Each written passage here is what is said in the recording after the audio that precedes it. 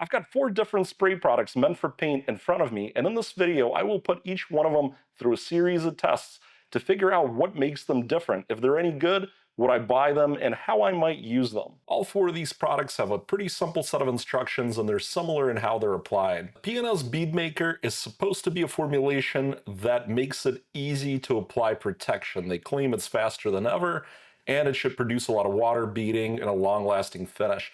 Now, I found it fairly easy to apply. You can see I spray it on here, and it comes off with just a flip of a towel. Interestingly, the Shine Armor Fortify Quick Coat is supposed to clean and protect your car exterior, so it's sort of a waterless wash, but also a protectant. In this case, we want to apply some to a damp microfiber, spread that around, and then use a dry microfiber to clean it up. If you do this right, the removal's pretty easy, but in some conditions it could be a little finicky. You want to switch to that dry towel quickly, and you want to avoid direct sunlight and heat. Turtle wax has been around forever, but the Hybrid Solution ceramic spray coating is one of their newer products. It's been around for a little while now, but the idea is to bring it into the modern world of sprays. And I can tell you this product is very easy to use. It's as simple as spraying it on and wiping it up. Turtle Wax does say if you use 2 layers, you could get up to a year of performance, but it's not required. And in my testing, if it's not required, I only do 1 layer. The Meguiar's Paint Glosser is a bit of an outlier in this group. Meguiar's doesn't claim that this product is necessarily a protectant, but they do say it can be used standalone. What they do say is that it should significantly enhance the looks of your paint. I'm very curious about that. I want to see if maybe the product does have some performance in terms of protection. We've certainly seen detailers and other products that are not supposed to be full-on protectants behave very well in the testing. Out of these 4 products, my thought is that the Meguiar's was probably the easiest to use. It is a different kind of product, but it was just flying off the paint. It's so easy to remove. I think the Turtle Wax is right up there too. It's really hard to decide between the 2. I do test these off camera as well, and I think that the Meguiar's is just the tiniest hair easier than the Turtle Wax. And then past that, the P&S Bead Maker I think is kind of very standard. It's an easy to use product. It also comes off the paint very easy. It's a solid 10. The Shine Armor is a little finicky. I do play with it outside of this testing, and I have found if you wait a little too long to grab your other dry cloth, it can start to get a little streaky and a little bit hard to remove. If you use a little bit too much product, it becomes hard to remove. If it's a little too hot out, direct sunlight, things like that, they do tell you to avoid that, but sometimes it does happen, and it's a challenge a user may face. So I think it's just not up to the level of the easiest products we see that work pretty much with anything you throw at them. Now it's time to figure out if these 4 products actually create hydrophobicity, and for that, we're going to be measuring their contact angles. And this tool is my 2nd generation optical contact angle meter. It's a tool I designed myself. This is my first video using it, and now it has electronic controls and more stability, allowing me to do this process faster. And what we're doing here is applying 5 droplets per panel and using the microscope that is connected to my laptop to take side profile shots so we can use some computer software to measure the angles of the droplet perpendicular to the substrate that they're on. And this tells us the level of hydrophobicity or maybe lack of hydrophobicity in some of these products. Unfortunately, the Shine Armor was definitely the weakest in this test. It got an average of 78.2 degrees of contact angle. It will still make water appear to bead, but it is not truly hydrophobic. Now, the Turtle Wax, on the other hand, was pretty strong for a spray-on product, coming in at 96.5 degrees. That is truly hydrophobic, and it puts it into the good category. P&S Bead Maker did not quite hit that 90 degrees, coming in at 87.8. However, anything over 85, we will still give 2.5 points. I think it's pretty close to being hydrophobic, and you will get the majority of the benefits that you would get with a truly hydrophobic surface. While the Meguiar's may not be marketed as a paint protectant, it still hit 82.9 degrees, which was better than the Shine Armor that is marketed that way. However, it's still not enough to give it any points. I need just 1 second of your time to let you know that down below in the description, there are affiliate links to the products we looked at today, other tools and products that I enjoy, love, and trust. If you click through and purchase anything at all at those websites, I do make a small commission that allows me to make these videos. I really hope you're enjoying the video so far, and if you are, of course, remember to hit that like button, hit subscribe, make sure you don't miss more of this content. It's time to figure out how pretty these products are.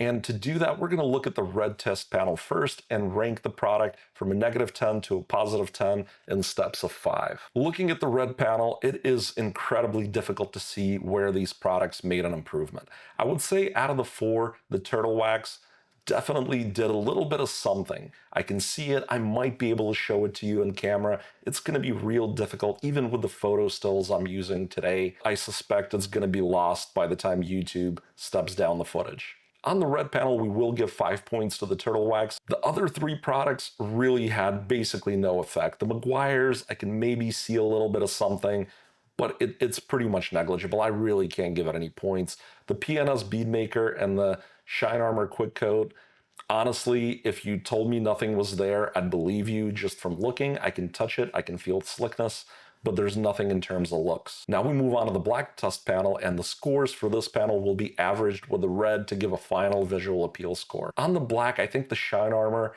looks pretty darn good. It looks really deep and rich on the black paint. I'm definitely going for a 10 here.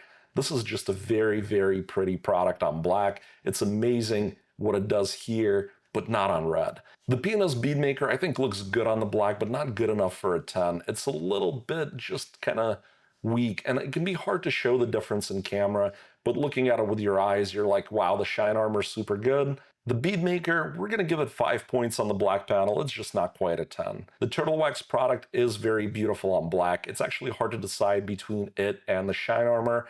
I think it might be a little bit better than the Shine Armor, just the way that it reflects light to me. I kind of enjoy it a little more. The Meguiar's Paint Glosser also looks fantastic. I think it is a hair weaker than the Shine Armor on black, but I wouldn't hesitate to use it. It's still a 10. Having looked at the prettiness of all 4 products with our eyes, we can actually do a scientific subjective test by using a gloss meter to measure specular reflection. Now, when I prep and polish these panels, they average 88 degrees when I use this tool across the panel. That's when I stop polishing. Now I'm measuring 5 sample readings on the treated section of each panel, and I'm averaging those results to figure out if we've moved up or down from the 88 degrees. If we've moved up, it means there is more light reflecting when it hits the surface, and less of it is being absorbed. It means the surface is shinier. The winner in this test is the P&S Bead Maker, having added 9/10 of a gloss unit to the shine of the panel. Right behind it is the Meguiar's Paint Glosser, but unfortunately it took away 4/10 from the panel, though I do think it made it look much prettier. The Turtle Wax came in behind the glosser, taking away 6/10 of a gloss unit, while the Shine Armor took a bigger hit, taking away 2.2 gloss units. Now keep in mind, these are very small changes. What we don't want to see is big negative swings. We don't want to see a product take 10 gloss units off. This is beyond what most people can see with their eyes. Slick surfaces are harder to scratch and mar. If you've ever tried to cut something that's real slippery, it's always harder than something that's grabby. I'm going to be pulling this 1,116 gram block across the surface and measuring how much force it takes to get the block to start moving. We're going to use that data to figure out the static coefficient of friction of our spray products. The lower that number, the better. What I can tell you is all 4 of these products scored 7.5 points in this test. They were all very slick. But the overall winner would definitely be the P&S Bead Maker, coming in at 0.11 static coefficient of friction, followed by the Shine Armor Quick Coat, which came in at 0.13, the Meguiar's at 0.15, and the Turtle Wax at 0.16. Now, I will tell you that Bead Maker is real close to 10-point territory. If it came in below a 0.1, it would have got there. Now it's time to move on to the durability testing, and before we do that, I just want to show you how these 4 panels look when sprayed with water before we do that test. You can tell that there's a control strip on both panels and that both of them are providing some beading action on their respective treated zones. And when I was talking about contact angles earlier, this is what I meant by it's still appearing to be hydrophobic surfaces because the paint itself is so much more hydrophilic that even a product that doesn't achieve true hydrophobicity still kind of looks like it's doing it.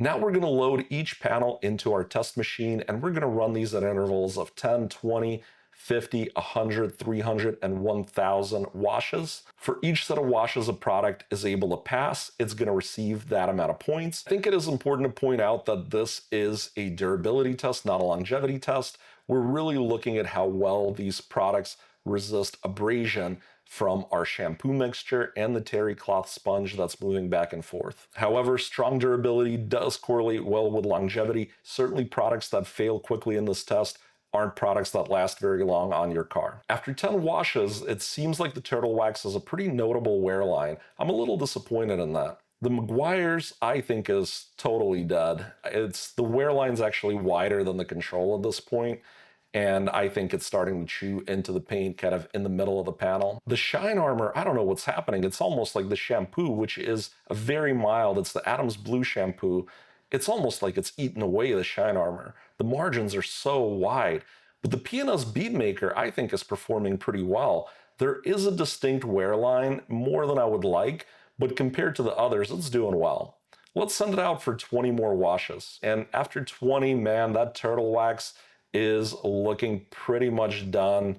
It's working just a tiny bit. The Bead Maker, it's starting to let go. I mean, it's there at 20, but it's starting to look like the turtle did at 10. At 50 washes, the turtle wax is absolutely done. It's not gonna score 50. It's completely dead. We'll call it a 20. Now the P&S Bead Maker at 50, oof, it is just maybe barely there, but there's no way it's making it to 100. Like, we'll test it anyway, but I think when we look at it, and yeah, here it is at 100 in, and it's completely toast. It's that wide margin, just like the turtle wax. We'll go ahead and give it 5 points, while turtle wax gets 3.